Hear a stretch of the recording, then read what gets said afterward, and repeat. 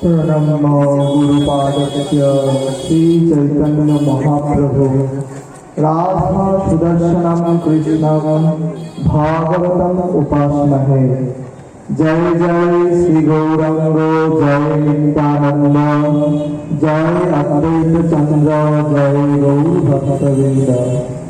अखंड मंडलाकारं व्याप्यं येन चराचरं तत्पादं दर्शितं येन तस्मै श्री गुरवे नमः।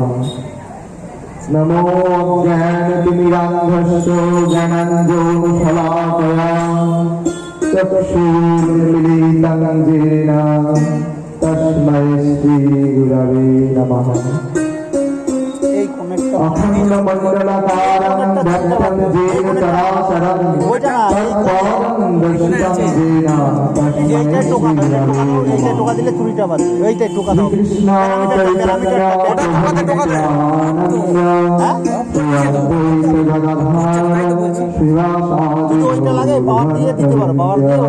सहस्रता वैष्णवेरी करि नमस्कार तবে पदधूलि देह मस्तके আমার। हरे कृष्ण कृष्ण कृष्ण हरे हरे हरे राम राम राम हरे हरे। हरे कृष्ण कृष्ण कृष्ण हरे हरे हरे राम राम राम हरे हरे। हरे कृष्ण कृष्ण कृष्ण हरे हरे हरे राम राम राम हरे हरे।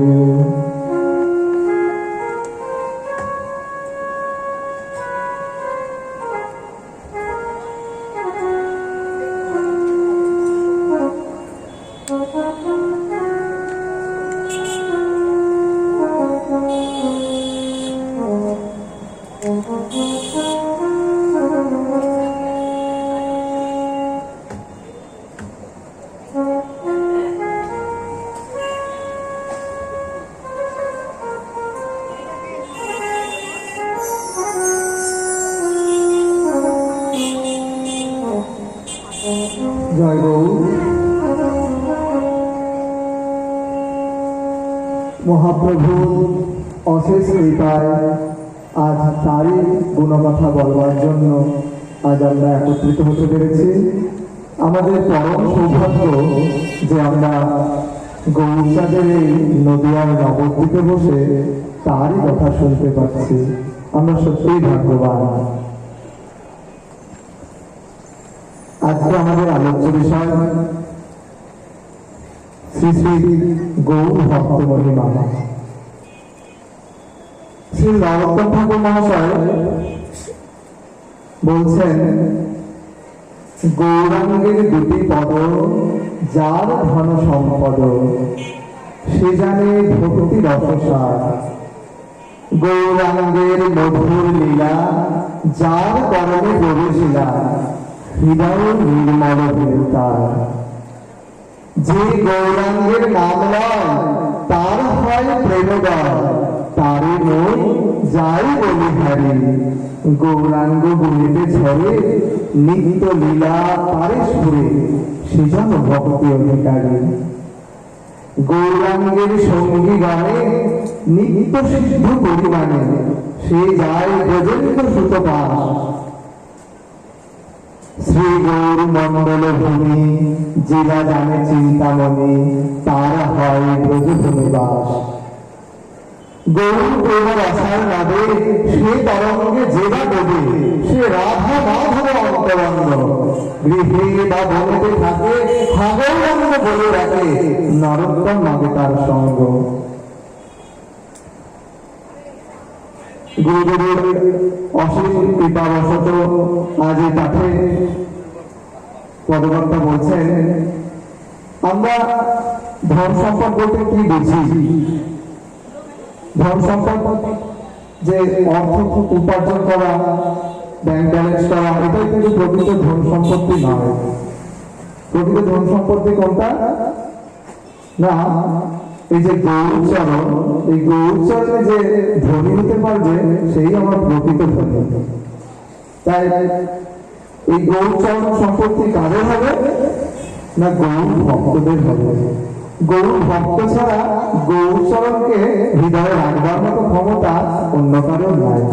তার জন্য গৌরচরণকে সম্পত্তি রূপে পেতে গেলে কি হতে হবে না গৌর ভক্ত হতে হবে। আর কি বলছেন যে গৌরাঙ্গের মধুর লীলা যার কারণে প্রবেশিলা হৃদয়ে নির্মল ভেদা। হৃদয়টা আমাদের কিসে ভরা? হৃদয়টা আমাদের কালিমায় ভরা। সংসারের তীব্র যাতনা, সংসারের জ্বালা, সমস্ত কিছু, এই সমস্ত কিন্তু হৃদয়টা আমাদের আজ ভরে আছে। আর সেখানে যদি আমরা ক্রমশ কৃষ্ণ কথা, ক্রমশ হরি কথার মধ্যে ঢুকতে পারি, এই হরি কথার উপর কর্মগুহর দিয়ে আমাদের হৃদয় প্রবেশ করবে, তখন হৃদয়টা আস্তে আস্তে পরিষ্কার হবে। এক্ষেত্রে চৈতামৃতে উল্লেখ আছে চৈত গল্প মার্জনা। চৈত গল্প মার্জনা কি না, একটা জায়গা খুব নোংরা হয়ে আছে। আচ্ছা মা, সেই নোংরা জায়গাটা পরিষ্কার করতে গেলে কি করতে হয়? মার্জন করতে হয়, তাই তো? মার্জনটা করবি, শুধু মার্জন করলে হয়ে যায়? একটা জায়গা নোংরা আছে, নোংরাটা আমরা খুব খুব খুব করে মার্জন করছি। মার্জন করলে কি নোংরাটা পরিষ্কার হয়? সেই জায়গাটা নোংরাটা পরিষ্কার হয় না। তার জন্য কি দরকার? তার জন্য জলের প্রয়োজন। সেরকম আমাদের হৃদয়ে প্রচুর নোংরা জাবর্জনায় ভর্তি, আর হৃদয়টাকে কৃষ্ণ নাম দিয়ে অনবরত মার্জন করতে হবে। আর এই মার্জন করতে করতে হৃদয়টা পরিষ্কার হবে না। হৃদয়টা পরিষ্কার হবে না কখন? যখন চোখ দিয়ে দুফোঁটা করে অশ্রু হৃদয়টাকে গলিয়ে দেবে, তখন আমার হৃদয়টা পরিষ্কার হবে। আর সেই হৃদয়ে শ্রী গৌরচরণের স্থান হবে, আর সেই হৃদয়টা গৌরচরণকে সান্নিধ্য লাভ করবে, তাই তো? তো যে গৌরাঙ্গের নাম লয় তার হয় প্রেমোদয়, তারই নাম যায় বলিহারি। এই নামটা আমাদের ভালো লাগে না নিতে। গৌরবের প্রেমধন হরিনাম সংকীর্তন রতিনা জন্মিল কেন তাই? সংসার বিষাদে দিবানিশি হিয়া জলে জুড়াইতে না কইল উপায়। এই সংসার বিষাদে দিন রাত আমরা বলছি, দিন রাত, কিন্তু জোড়াবার কোনো পথ করছি না। জোড়াবার জন্য গৌরচরণকে আশ্রয় করছি না। তার জন্য কি দরকার? এই কি করতে হবে? আমাদের গৌরচরণ আশ্রয় বা গৌরচরণকে আঁকড়ে ধরে থাকতে হবে। গৌর আমাদের নিশ্চয়ই ধরে থাকতে থাকতে একজন নিশ্চয়ই আশ্রয় দেবে। এই ক্ষেত্রে একটা ঘটনা গুরু মহারাজ বলেন। একটা রাজার বাড়ির সামনে কিছু কুকুর একদিন খুব চেঁচামেচি করছে, ঘেউ ঘেউ ঘেউ ঘেউ করে খুব চেঁচামেচি করছে। তো রাজা দারোয়ান আছে রাজবাড়ির দরজা, রাজামশাই ঘরে আছে। তো দারোয়ানটা কি করলো? কুকুরগুলোকে লেটিয়ে ঠেঙিয়ে তাড়িয়ে দিল। তার মধ্যে একটা কুকুর আছে কিছুতে প্রচুর তাড়ানো হলো, কিন্তু প্রচুর তাড়ানোর পরেও কুকুরটা কিন্তু গেল না। করতে করতে সেই রাজদুয়ারে পড়ে থাকলো। তারপর কি হলো? দারোয়ানটার মনে একটু দয়ার করে হলো, আর কি করলো? থাক বাবা, এটার কিছু যখন আছে থাকার দিকে। তারপর ওই দয়া করে হতে হতে ওই কুকুরটাকে দারোয়ানটা নিজে খায়, আর খাওয়ার পর কিছু উচ্ছিষ্ট থাকে না, সেই উচ্ছিষ্ট ওই কুকুরটার দিকে দেখে। এরকম একদিন দেয়, দুদিন দেয়, এরকম প্রত্যেকদিন দিতে থাকে। দিতে দিতে ওটা তার অভ্যাসে পরিণত হয়ে গেল। সেই রাজবাড়িতে সে থেকে গেল, আর ওই রাজবাড়ির পরিত্যক্ত যে খাবারগুলো ওইগুলো খেয়ে খেয়ে না কুকুরটা হৃষ্টপুষ্ট হয়েছে মানুষ নদী। তারপর কি হয়েছে? একদিন এরকম ভাবে চলতে থাকে। আর একদিন এরকম ওই কুকুর আবার সেই কুকুরগুলো এসেছে। কুকুরগুলো এসে ওই কুকুরটাকে খুব মারছে, সবাই মিলে একটা আক্রমণ করে দিয়েছে উপরে। তখন খুব চেঁচামেচি হচ্ছে। এটা শুনে রাজামশাই বলছেন, কি হলো কি হলো কি হচ্ছে? তখন দারোয়ান বলছে, একজন এসে বলছে, ওই রাজামশাই ওই আমাদের যে কুকুরটা আছে না, ওই কুকুরটাকে কুকুরগুলো এসে মারছে। রাজামশাই বলছে, কি বলবে আমাদের কুকুরটাকে? তাড়াতাড়ি গিয়ে কুকুরটাকে মার, অন্য কুকুরগুলোকে মার। তখন তখন অন্য কুকুরগুলোকে মারলো, আর সেই দালানগুলো যা গেল অন্য কুকুরগুলোকে ঠেঙে পাঠিয়ে দিল, আর রাজার যে কুকুরটা ছিল সেই কুকুরটা রাজবাড়িতে ফিরে গেল। এখান থেকে আমরা কি শিক্ষা লাভ করি? কুকুরটা ওই রাজবাড়ির দরজায় থাকতে থাকতে কখন কুকুরটা একটা সাধারণ কুকুর ছিল, তাই না? ওই কুকুরটা একটা সাধারণ কুকুর থাকতে থাকতে কখন যে রাজবাড়ির কুকুর হয়ে গেছে সে কুকুরটা নিজেও জানে না। সেরকম আমরা যদি মহাপ্রভুর দরজায় কুকুর হয়ে থাকতে পারি, আমরা যে তখন মহাপ্রভুর কুকুর হতে পারবো আমাদের হৃদয়টাও জানে না। তার জন্য আমাদের কি করতে হবে? আমাদের সবসময় মহাপ্রভুর চরণে পড়ে থাকতে হবে। আমাদের অশেষ সৌভাগ্য যে আমরা নদিয়া নগরে মহাপ্রভুর চরণতলে রয়েছি, কিন্তু হৃদয়ের মধ্যে সেই কুকুরের ভাবটা নেই। হৃদয়টা আমাদের অন্তঃসার শূন্য। যেখানে এখানে বলছেন ভক্তি রসসার। ভক্তি কি? ভক্তি হচ্ছে সেটাই, তাকে ভালোবাসার নামে ভক্তি। পুজো কি মা? শুধু মন্ত্র আচারে পুজো করাটা কি পুজো? আরে না, সেসবের প্রয়োজন আছে। বৈদিক বিধি নিষেধ, আচার আচরণ সমস্ত কিছুরই প্রয়োজন আছে, কিন্তু পুজোর প্রকৃত অর্থ কি? তাকে ভালোবাসা, তাকে ভালোবাসা। তুমি ছাড়া বুঝি না, তুমি ছাড়া জ্যোতি না, তুমি ছাড়া বাঁচি না। তাই তাকে ভালোবাসার নামই ভক্তি। ভক্তি রসটা কি? আর রস হচ্ছে আমরা যেটা ভাবতে পারি না সেরকম আনন্দটাকে বলা হয় রস। তাহলে ভক্তি রস কি হচ্ছে? ভগবানকে ভালোবেসে যে আনন্দ, সেটাই আমার ভক্তি রস। এই ভক্তি রসটা কারা বুঝতে পারবে? না, আমরা যদি গৌর ভক্ত হতে পারি, আমরা যদি গৌর চরণ আশ্রয় করতে পারি, আমরা যদি গৌর ভক্তের চরণ আশ্রয় করতে পারি, তাহলে আমরা এই গৌর ভক্তি রস খানিকটা হলেও আস্বাদন করবার ক্ষমতা পাবো। তার গৌরের কৃপাতে। গৌরাঙ্গ গুণেতে ঝরে নিত্য লীলা তারে সুরে, সে যেন ভক্তি অধিকারী। ভক্তি অধিকারী কাকে বলছেন? প্রথম স্তরে বলছেন সে জানে ভক্তি রসসার। কোন জিনিস না জানা, বোঝা আর অনুভব করা, এই তিনটে জিনিস কিন্তু এক নয়।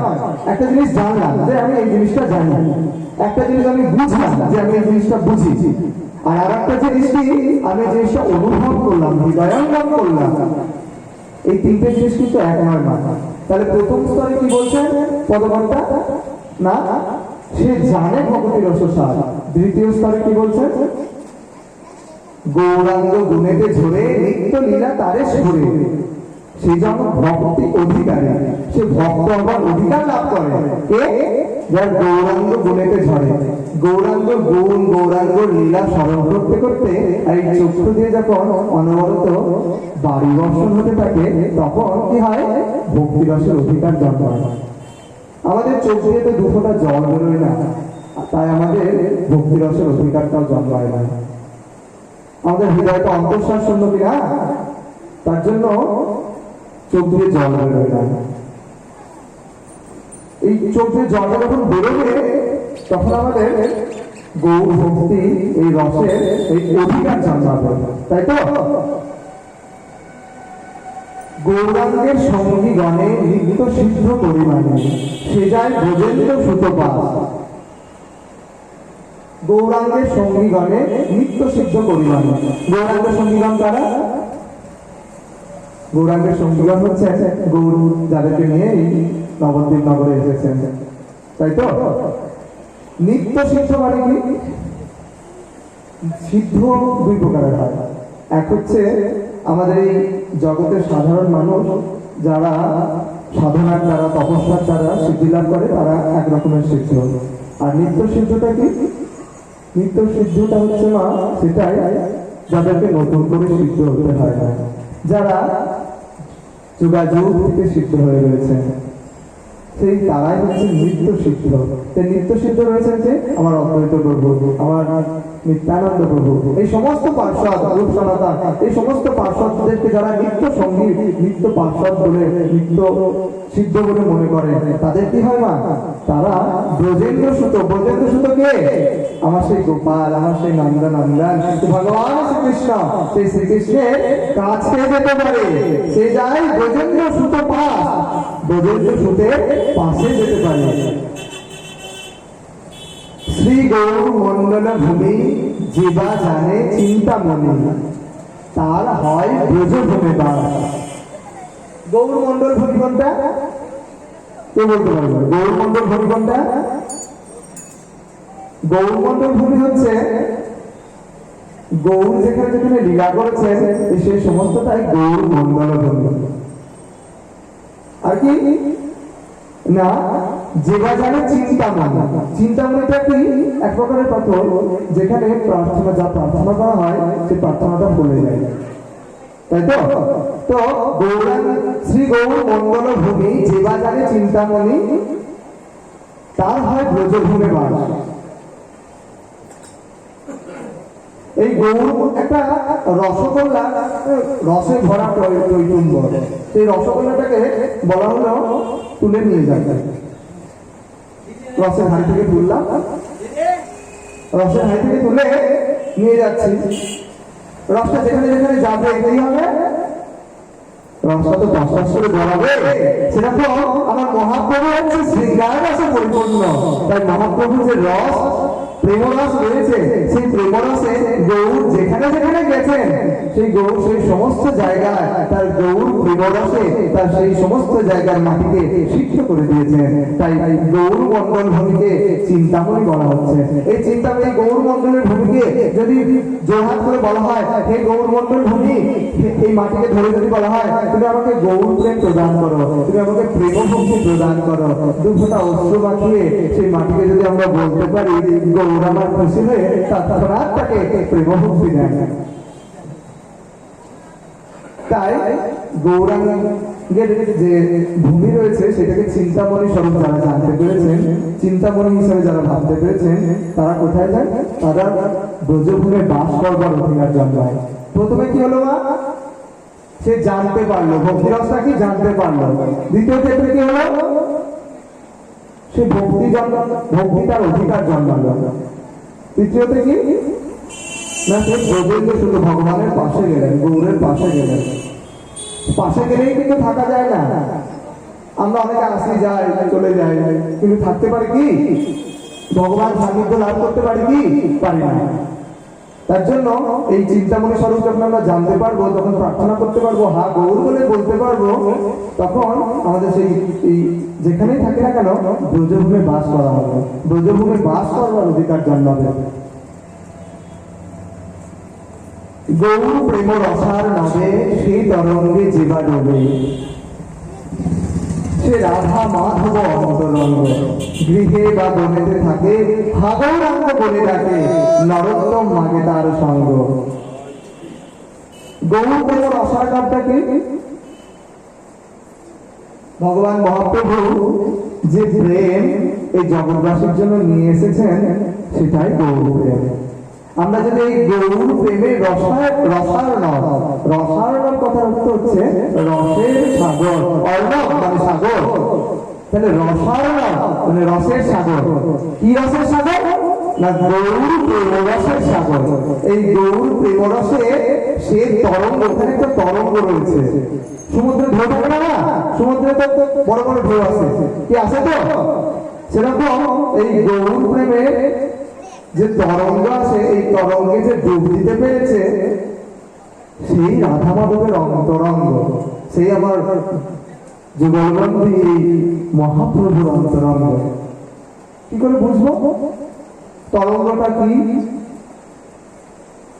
এই গৌর প্রেম রসার্ণব এখানে যে ডুবতে পেরেছি বা এই যে তরঙ্গটা আসছে, সে তরঙ্গে যেবা ডুবে। এই তরঙ্গটা কি?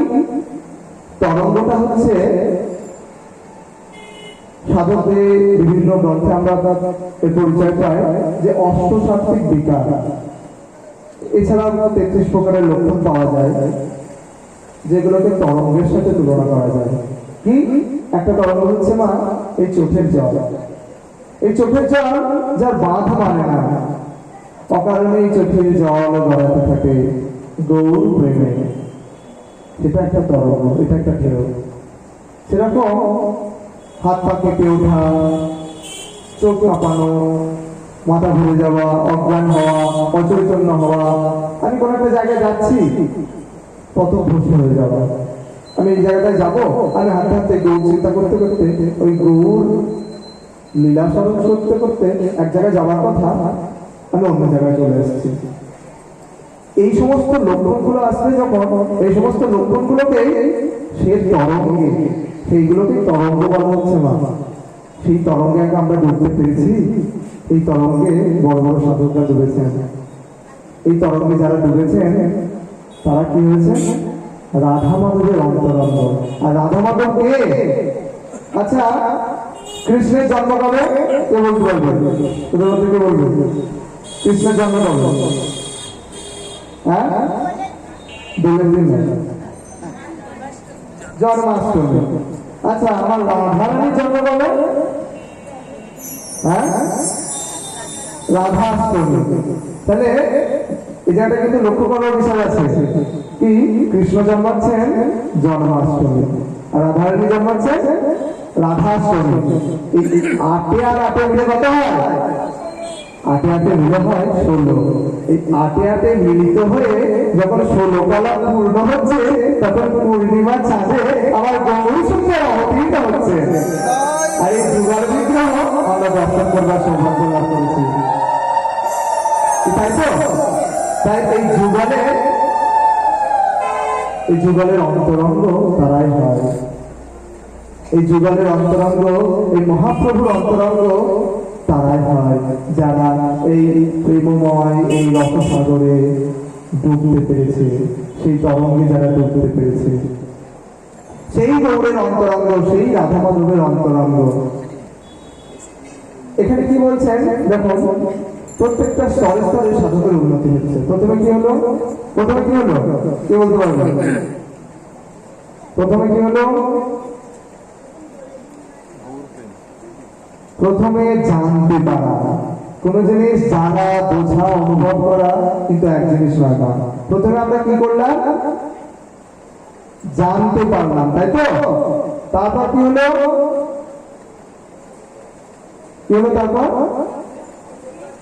তারপর অধিকার জন্মালো ভক্তির রসে। কখন? গৌরাঙ্গ গুণেতে ঝরে নিত্য লীলা তারে সুরে, সেজন্য ভক্তি অধিকারী, তাই তো? তাহলে প্রথমে আমরা যখন জানতে পারলাম, তারপরে যখন ক্রমশ এই তরঙ্গের আকারে এই ঢেউগুলো আমাদের মধ্যে আস্তে আস্তে প্রকাশিত হবে, যখন গৌর বলে থাকতে পারবো, যখন হা গৌরাঙ্গ বলে দুটো ফোঁটা চোখের জল ফেলতে পারবো, তখন আমার অধিকার বঞ্চন পাবো। তারপর কি হবে? আমি ব্রজেন্দ্র সুতের পাশে যেতে পারবো। ব্রজেন্দ্র সুতের পাশে গেলে তো সেখানে বাস করবার অধিকার জন্মায় না। তার জন্য অধিকার অর্জন করতে হয়। কখন হবে অধিকার অর্জন?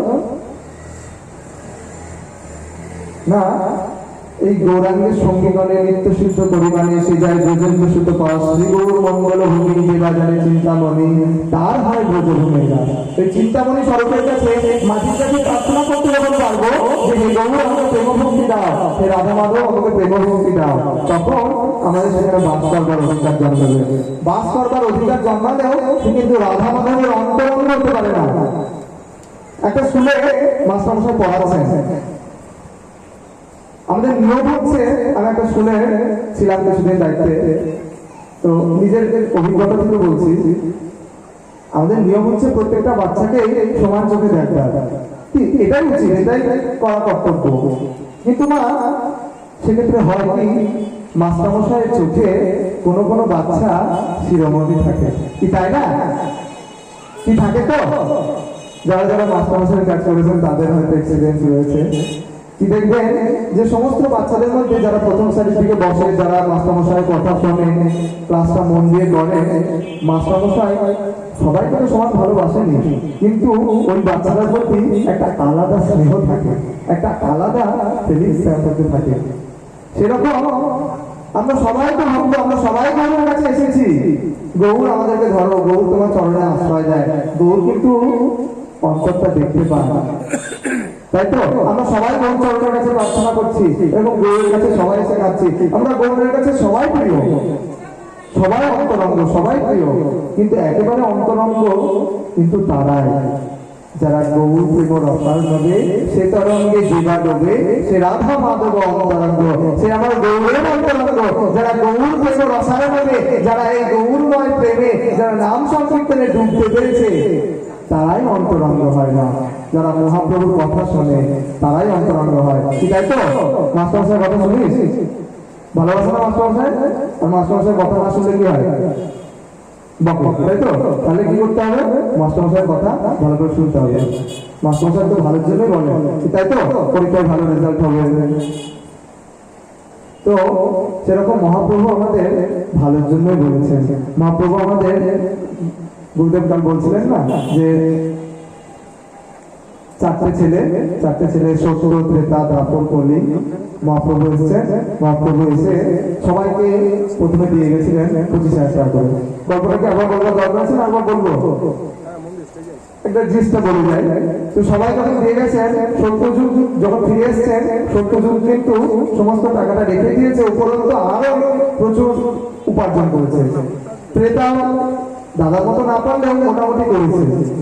তারপর আর যা করবো নিজের টাকাটা কিন্তু নষ্ট করেন, মোটামুটি ধরে রেখেছে। আর কলিযুগ কি করেছে? সব হারিয়ে গেছে। সেরকম আমরা তো ভোর কলিযুগে, ওই কলি যখন তার বাবার কাছে, আমার মহাপ্রভুর কাছে বলছেন আমি কিচ্ছু নাই, আমি নিঃস্ব, আমার কাছে কিচ্ছু নাই, তখন যত হোক বাবা যতই দোষ করুক, সন্তান তো, তার জন্য তাকে একটা মণি দিয়েছে। এই মণিটা দেবে যে যা তুই মণিটা নিবি, মণিটা দিকে যা সোনা বেরোবে তোর সংসার চলে যাবে, কি তাই তো? তো সেরকম মহাপ্রভু এই সমস্ত যুগ ঘুরে ঘুরে দেখছেন, যখন সবাইকে জিজ্ঞাসা করছেন তোমরা কি করেছো, তোমরা কি করেছো, তোমাদেরকে তো আমি স্বপ্ন দিয়ে গেছিলাম। তখন সমস্ত যুগ এসে বলেছে আমরা সত্য যুগে যজ্ঞ, দান, ধ্যান, তপস্যা প্রভৃতি যেসব যজ্ঞাদি কর্মের কথা উল্লেখ রয়েছে, তারা সমস্ত কর্ম তারা পালন করেছে, তাই পালন করে তারা উচ্চ শিখরে যেতে পেরেছে। কিন্তু কলিযুগে আমরা কি সেরকম তপস্যা করতে পারবো? কি পারবো আমরা? হাজার বছর ধরে তপস্যা করা, বাল্মীকি মনির মতো, তারপরে ওই ঢিপি হয়ে যাবে রাম রাম রাম রাম করতে পারবো? তারপর যুগ, ত্রেতা যুগ, পারবো না। তার জন্য মহাপ্রভু কি করলেন? কলিযুগে সেই গোলক থেকে নিয়ে আসা গোলকের প্রেমধন হরিনাম সংকীর্তন, সেই হরিনাম সংকীর্তন মণি রূপে আমার কলিযুগের কাছে দিয়ে গেছে। আর এই কলিযুগে মহামন্ত্র যতবার দর্শন করবে সেখান থেকে সোনা পড়বেই পড়বে। আর এই মহামন্ত্র যতবার উচ্চারিত হবে হৃদয়টা আমার গৌর প্রেমে ভরবেই ভরবে। আর গৌর প্রেম হলে কি হবে? গৌর চরণ আমাদেরকে আশ্রয় দেবেই দেবে। আর এই সংসারটাকে কিভাবে থাকতে হবে? ঠাকুর রামকৃষ্ণদেব বলেছেন যে হাতে তেল মেখে কাঁঠাল ভাঙতে, তাই তো? সংসার ও বিষাণলে দিবানিশি হিয়া জলে জোড়াইতে না কইল উপায়। তাই এই সংসারটা তো বিষা নয়, বিষের আগুন, বিষা নয়। এখান থেকে জোড়াবার পথ অন্য কোনো পথ নেই। এখান থেকে জোড়াবার একটাই পথ, গৌর চরণ আশ্রয় করা, গৌর বলে দুহাত তুলে কীর্তন করা। দেখবেন যত চিন্তায় ঠাকুর কামানো, যখন নাম করতে বসবেন, যখন জোরে জোরে নাম করবেন, তখন দেখবেন মনটা একটু পবিত্র হয়, একটু চিন্তাগুলো অন্যান্য চিন্তা দূর হয়। আর আমরা যখন ধ্যানে বসি না, ধ্যানে বসবার চেষ্টা করি, তখন কি হয়? আরো বেশি বেশি করে জাগতিক চিন্তা, সমস্ত বিষয়িক চিন্তা তখন মাথার মধ্যে আসে তো চেষ্টা করি যে জপে বসবো, ভগবানের নাম করবো। বসলাম, বসে ভগবানের নামের জন্য আসলে বসেছি, আর সেই সময় মাথার মধ্যে কিলবির কিলবির করে পোকার মতো সমস্ত জগতের চিন্তাগুলো। এটা কিন্তু যায় না। তখন কি করতে হবে? আমাদেরকে নামাশ্রয় করতে হবে। দশবিধ নামপদের কথা মাথায় রেখে আমাদেরকে নামের আশ্রয় নিতে হবে। খাইতে শুইতে যথাকথা নাম নয়, আমরা যে কোনো ভাবেই নাম থেকে কিন্তু গ্রহণ করতে পারি, কিন্তু তার সাথে কি দরকার? শ্রদ্ধার প্রয়োজন। তাই শ্রদ্ধা সহকারে আমাদের কিন্তু নাম চরণ আশ্রয় করতে হবে। নাম আর নামে এরা কিন্তু অভেদ নয়, একই। নাম আর নামে একই। আবার অনেক জায়গায় এরকম প্রমাণ পায়, প্রভু তোমার থেকে তোমার নামের গুণ আরো বেশি। এই প্রমাণ আমরা কোথায় পাই? কোথায় পাই? কোথায় পাই? রাম নামের গুণ যখন লঙ্কায় রাবণ আছেন, সীতা দেবীকে নিয়ে গেছেন, আর রামচন্দ্র সে সমুদ্র দেবীর উপর সেতু বানাবেন। সে সময় কি হলো? হনুমানদের দল সব পুষ্টিপত্রা সব মিলে এসেছে। এসে কি করছে? বড় বড় পাথর নিয়ে আসছে, বড় বড় পাথর নিয়ে এসে কাঠবিড়ালি থেকে শুরু করে সবাই এসেছে, কেউ বাদ যায় না। সেই রামযজ্ঞে সবাই এসেছে।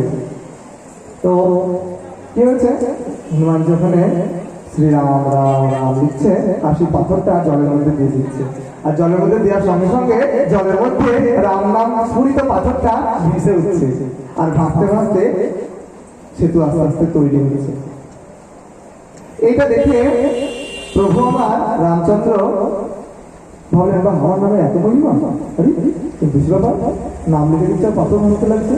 প্রভু করলেন, একটা পাথর নিলেন, একটা পাথর দিয়ে ছুঁড়ে ফেলে দিলেন। যেই ছুঁড়ে ফেলে দিলেন পাথরটা গড়গড় ডুবে গেল। কেমন করে ডুবলো? গড়গড় করে ডুবে গেল, তাই তো? এবার কি হলো, পাশ থেকে কিন্তু হনুমান বেটা সব দেখেছে। হনুমান জিজ্ঞাসা করছে, হনুমান তো ওইটা দেখে চরম আসছে, বলছে আরে প্রভু তোমার তো পাথর ডুবে গেল।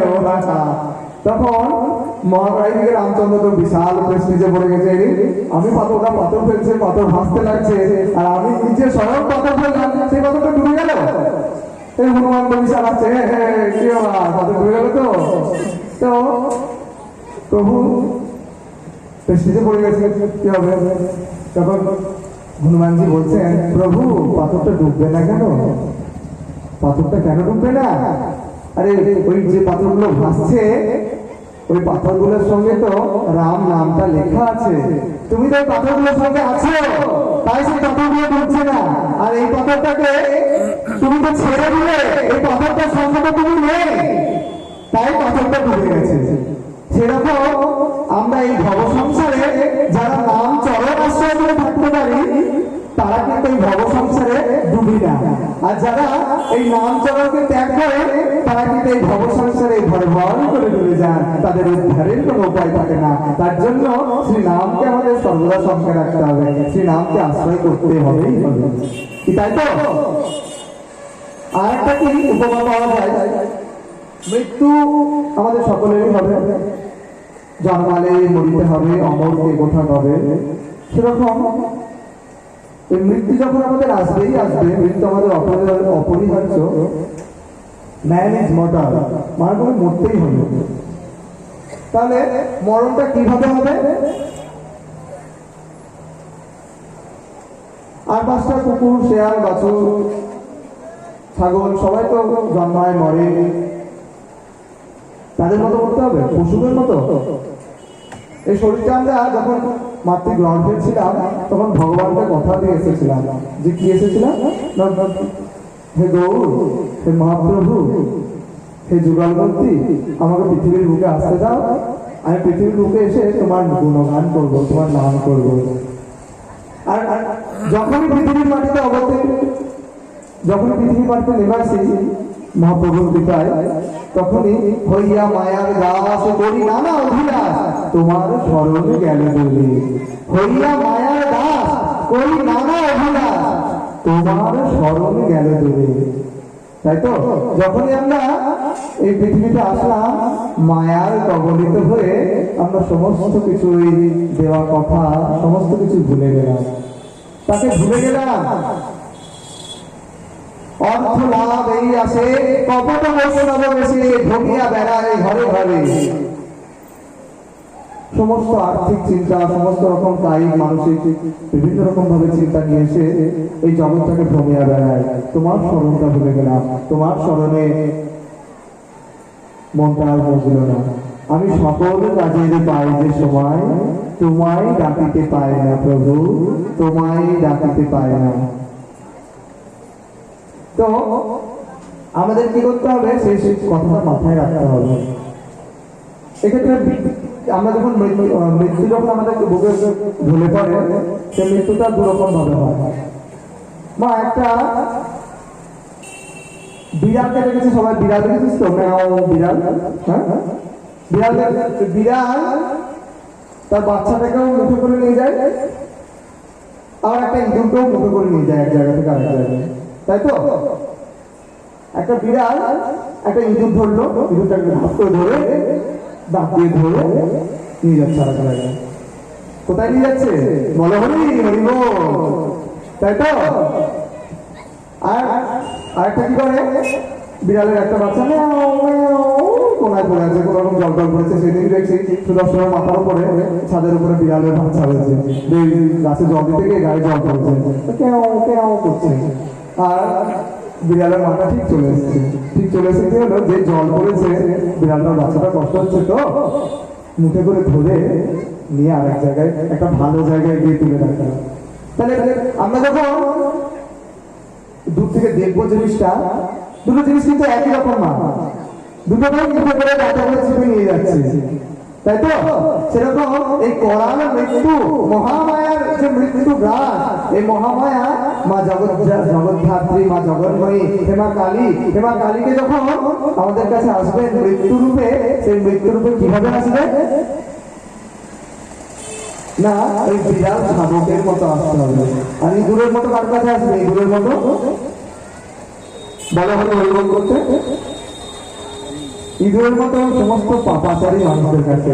তাহলে হৃদয়টাকে, আমাদের এই মানুষ্য জীবনটাকে আমরা এমন ভাবে করতে পারি, আমরা যেন ওই বিড়াল যেমন তার তার বাচ্চাটাকে স্নেহ করে, আমার মা যেন আমাকে সেই স্নেহর প্রলেপ দিয়ে আমাকে মৃত্যুতে নিয়ে যায়।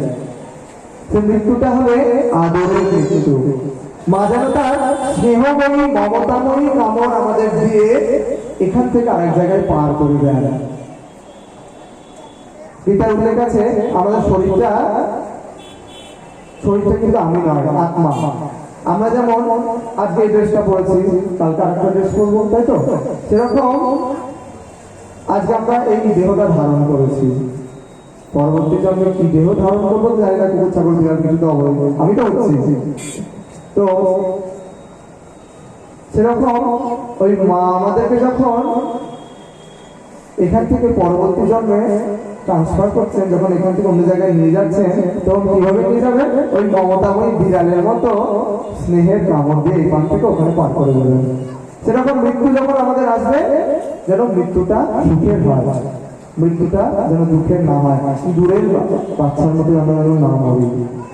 তাই জন্য মহাপ্রভুর কাছে প্রার্থনা, যেন মহাপ্রভু আমাদেরকে যেন হৃদয়টা, অন্তঃটা পরিষ্কার করে দেয়, হৃদয়ের কালিমা যেন দূর করে দেয়। এর জন্য কি করতে হবে? গৌর চরণ আশ্রয় করতে হবে। গৌর চরণ আশ্রয় করতে গেলে কি করতে হবে? নিতাই বুঝতে হবে। আর এই গৌর নিতাই কি বলে পাবো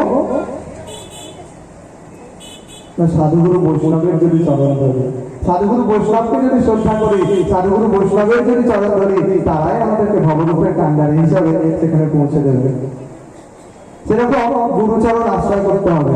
তাই একটা নদীতে কিছু বাচ্চারা নৌকার মধ্যে খেলা করছে, নদীর মাঝে আছেন পারে বসে, তো তারা খেলা করছে, নদীতে যাচ্ছে, নদী নৌকার মধ্যে যাচ্ছে, উঠছে বসছে, যা ইচ্ছা করছে।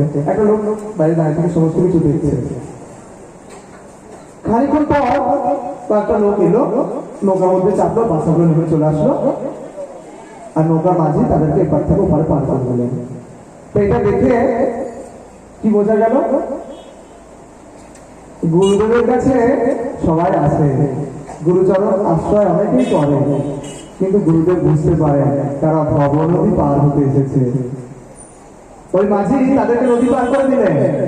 এই জাগতিক সংসারে আমরা যে ভবনদী পার হওয়ার জন্য গুরুরূপী যে নৌকার কাছে এসেছি, গুরু চরণ আশ্রয় করেছি, গুরুদেব কাদেরকে পার করবেন না? যারা সত্যিকারে ভবনদী পার হওয়ার জন্য এসেছে। তার জন্য আমাদেরকে সত্যিকারের ভবনদী পার যাতে হতে পারি, সেরকম আকুতিটা মনের মধ্যে যেন থাকে।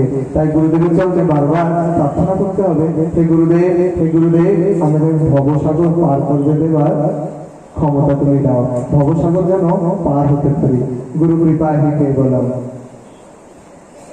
আর কি করতে হবে? গৌর ভক্ত মহিমা, এই পদ্মায় রয়েছে, এই পদ্মায় পুরোপুরি গৌর ভক্ত মহিমার উপরে। গৌর ভক্তকে বারবার বড় করা হচ্ছে। গৌর ভক্তের প্রতি আমরা যদি শ্রদ্ধাবান হতে পারি, গৌর ভক্ত কিন্তু কেন শ্রদ্ধাবান হব না? গৌর ভক্ত শ্রী গৌরাঙ্গ মহাপ্রভুর চরণ এটাকে সার করতে পেরেছে।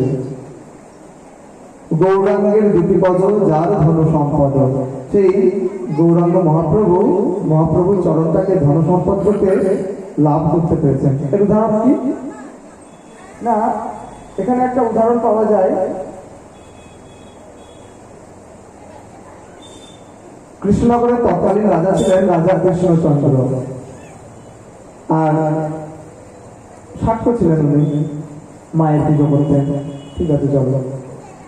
আর এদিকে মহাপ্রভু তখন জন্মেছেন, অবতীর্ণ হয়েছেন, আর তখনকার এখানে কিছু বিদ্বেষ দেখা দিয়েছিল। মহাপ্রভুকে অবতার রূপে কেউ অনেকেই মানতে চাননি, মহাপ্রভু মানে রাজা তো মানতে চাননি। তো তৎকালীন বৈষ্ণবগণের মধ্যে আর ওনাদের মধ্যে একটা খুঁটিনাটি বেঁধে গেল।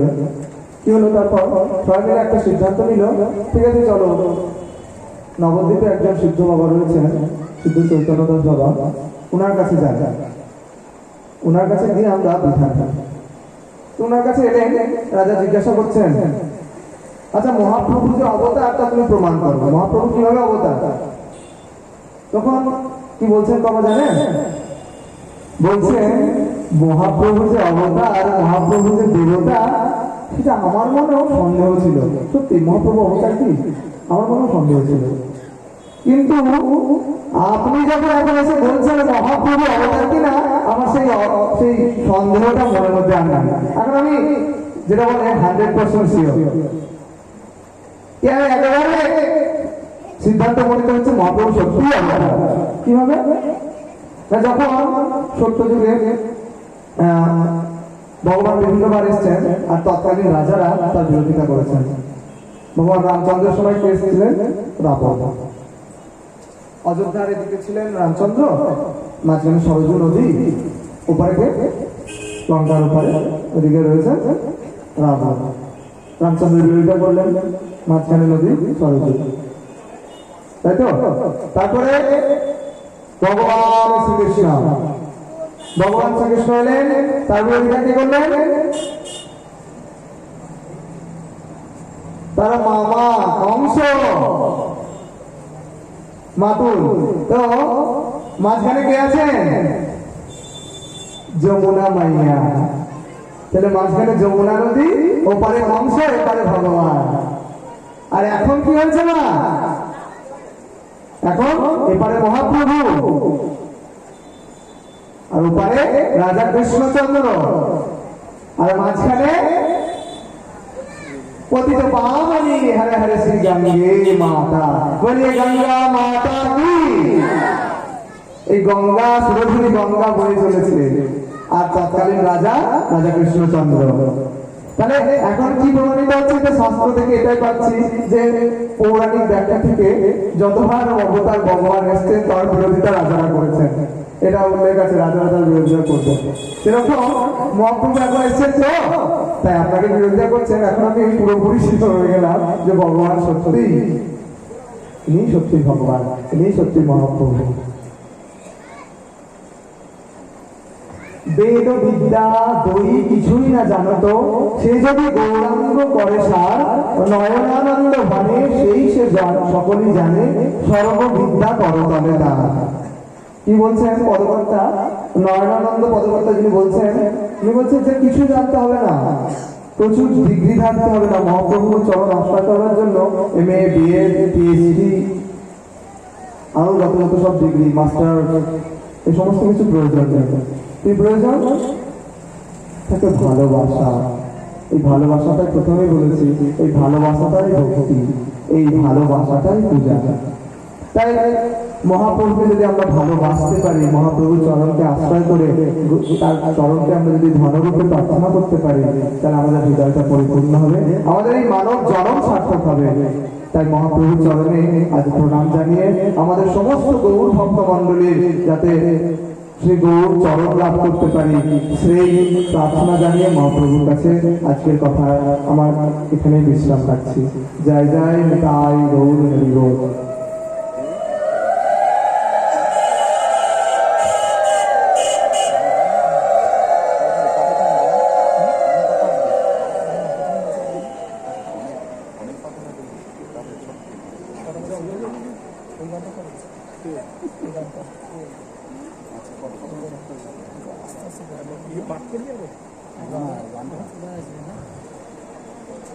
এবার ইয়ে জিনিস কিন্তু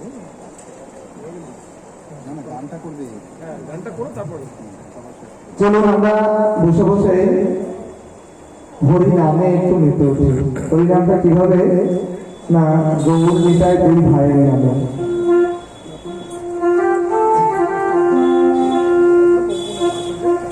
যাদের হরি বলতে নয়ন ঝরে তারা, তারা দু ভাই এসেছে রে।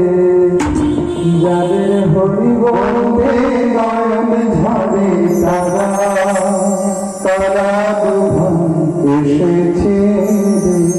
যাদের হরি বলতে নয়ন ঝরে তারা, তারা দু ভাই এসেছে রে।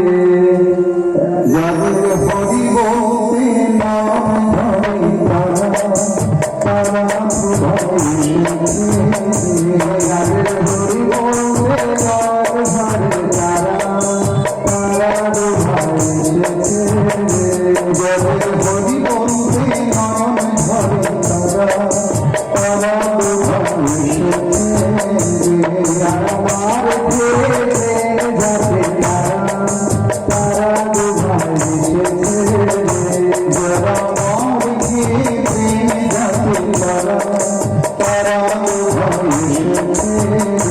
যারা আমার প্রেমে যাতে তারা, তারা দু ভাই এসেছে রে।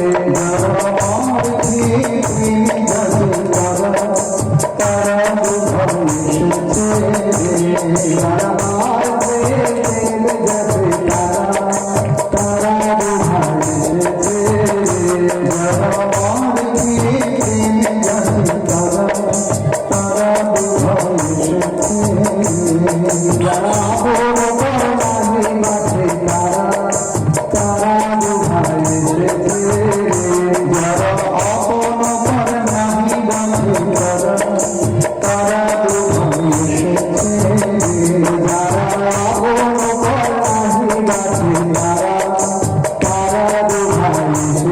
রে। যারা আপন নাহি বাঁচে তারা, তারা দু ভাই এসেছে রে। যারা আপন নাহি বাঁচে তারা, তারা দু ভাই এসেছে রে। যারা আপন নাহি বাঁচে তারা, তারা দু ভাই এসেছে রে। যারা আপন নাহি বাঁচে তারা,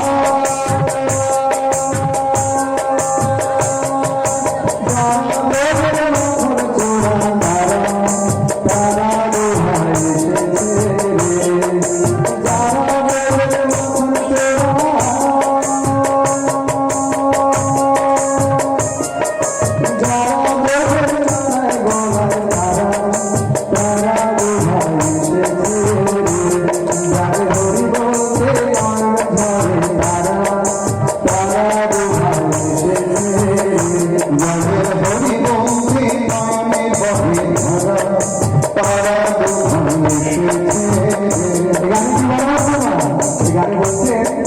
যাদের হরি বলতে নয়ন ঝরে, হরি বলে আর চোখ দিয়ে আমার অশ্রু জল করে, হরি বলে আর চোখ দিয়ে অশ্রু জল করে, তাই তো? যাদের হরি বলতে নয়ন ঝরে তারা, তারা দু ভাই এসেছে রে। যাদের হরি বলতে নয়ন ঝরে তারা, তারা দু ভাই এসেছে রে। যারা আমার প্রেমে যাতে তারা, তারা দু ভাই এসেছে রে। যারা আমার প্রেমে যাতে তারা, তারা দু ভাই এসেছে রে। মেয়েছিল তো মহাপ্রভু প্রভুকে, মেয়েছিল তো, কিন্তু মারার পর কি করলেন? মহাপ্রভু সুদর্শন চক্রকে ডাকলেন, আর নিত্যানন্দ প্রভু কি বললেন? প্রভু এটা কলিযুগ, এই কলিযুগে তুমি সুদর্শন চক্রকে ডাকবার জন্য নয়, তুমি যদি ডাকতেই হয় সেই সুদর্শন চক্ররূপী সেই মহামন্ত্র হরে কৃষ্ণ মন্ত্র তুমি দিয়ে ওকে মারো। তাই তিনি কি করলেন? প্রেম দিয়ে তাকে দিয়েছেন।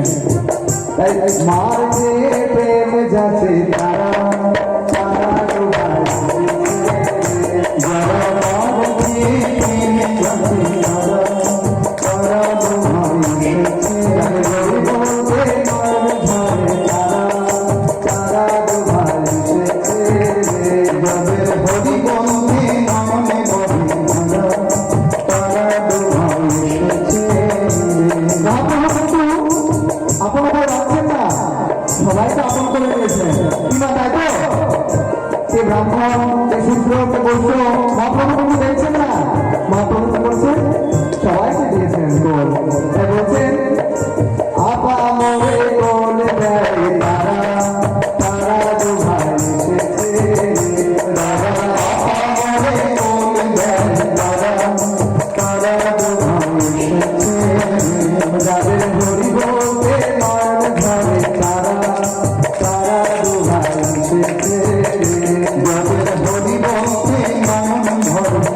তারা দুভাই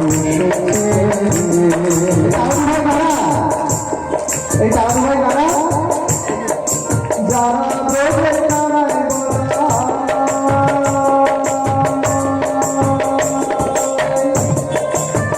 যারা ব্রজের কানায় বলা, সেই নন্দন নন্দন কৃষ্ণ আর বলরাম। তাই বলছে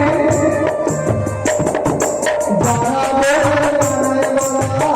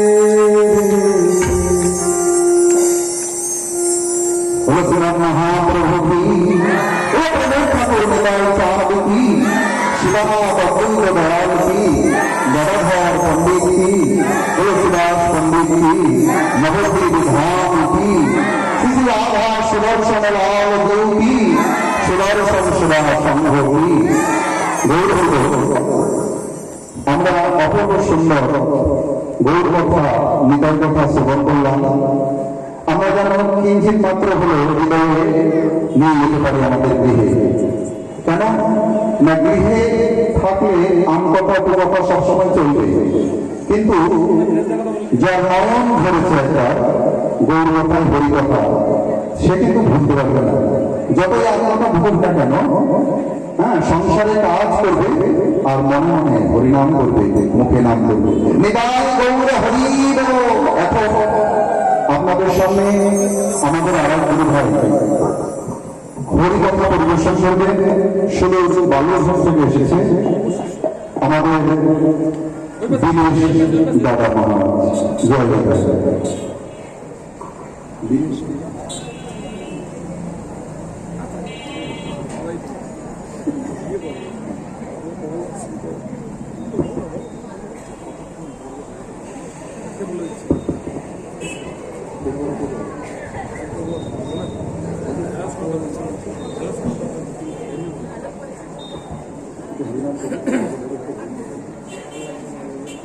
কথা শেষ হয়ে গেলে এখন চলে যাচ্ছে, 8টা বাজে, 8টা 2।